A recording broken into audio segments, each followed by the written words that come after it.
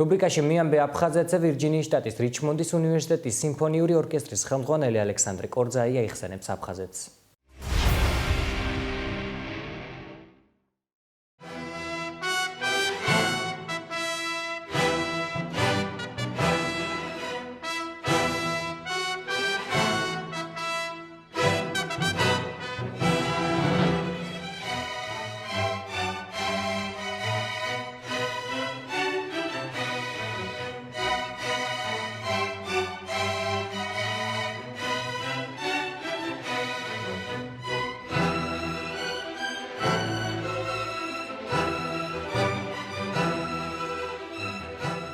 მე სტუდენტი როცა ვიყავი თბილისის კონსერვატორიაში, ჯერ იქედან დაიწყო ჩემი შეხება აფხაზეთთან, პიცუნდის ლიანა ისაკაძის კლასიკური მუსიკის ფესტივალთან.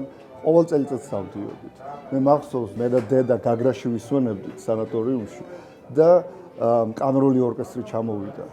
და ასეთი ძალიან კარგი ობოისტი არის გოგი ბერიძე და იმან გვითხრა წამოდით კაცო ლიანა აქ არის, კურტმაზური აქ არის, ყველანი აქ არიან და ჩავედით პიცუნდაში, ეს ფესტივალი ჩატარდა, მე მახსოვს ტაძარი, რომელშიც ეს კონცერტები იმართებოდა, გაჭედილი, რა თქმა უნდა ძალიან ბევრი ტურისტები იყვნენ იქა.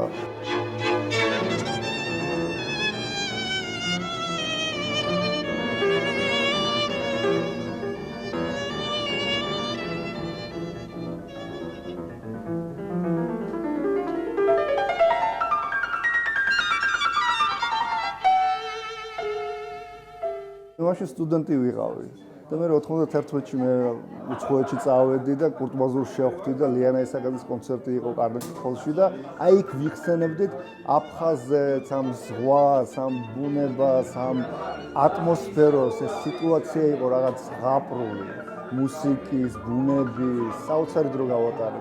და მე ყოველ წელიწადს რა თქმა უნდა ჯანო კახიძის საქართველოს სიმფონიური ორკესტრი კონცერტებს მართავდა, ეს შტაბეშტილებები არ დამავიწყდება.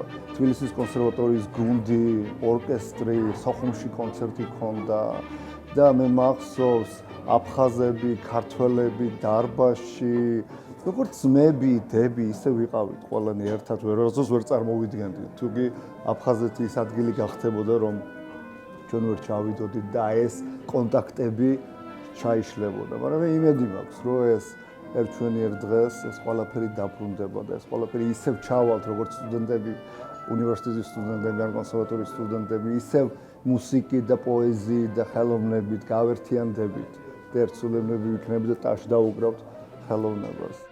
სიმფონიური ორკესტრის კონცერტები იმართებოდა სავსე, მთელი ზაფხული კლასიკური მუსიკის ნიმუშები სრულდებოდა, სტრავინსკი, ბეთჰოვენი, ბრამსი, უმაღლეს დონეზე. და ვინ არ იკრიბებოდა მსახიობები, მე მახსოვს მეღვინე თუხუცესი, მისი მეუღლე, სუხიშვილების მოცეკვავეები, ჯანო კახიძე, მისი წრე, ბიძინა კვერნაძე, მისი მეუღლე, რაღაცა ხდებოდა მაშინ ზაფხულობით, პიცუნდაში. ზეიმი იყო, ნამდვილად ზეიმი. აი ეს ერთი ზაფხული, როდესაც კურტმაზური ჩამოვიდა თავის მეუღლესთან ერთად, მოცარტის ნაწარმოებები შესრულდა, ქალბატონი ლიანა უკრავდა მოცარტის სავიოლინო კონცერტს. ზეიმი. ეს არასდროს არ დამავიწყდება.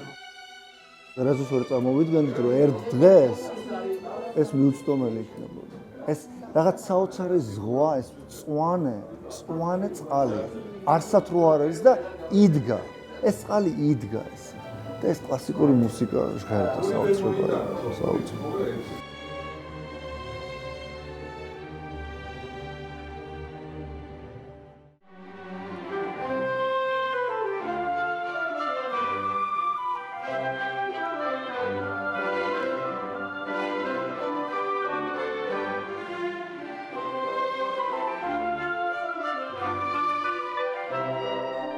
ნუ 25 წელიწადია ამერიკაში ცხოვრობ და ყოველთვის ვიხსენებ ამას. ყოველთვის, რომ აი ეს ესეთი რაღაცები, მე ხომ ფესტივალი გაგრძელდა ბათუმში, გაგრძელდა თბილისში, გაგრძელდა, როდესაც Facebook-ზე უყურებ, YouTube-ზე უყურებ, ვიждები და ფიქრობ, მე იქ ვიყავი ეს რო იწყებოდა, მე იქ ვიყავი.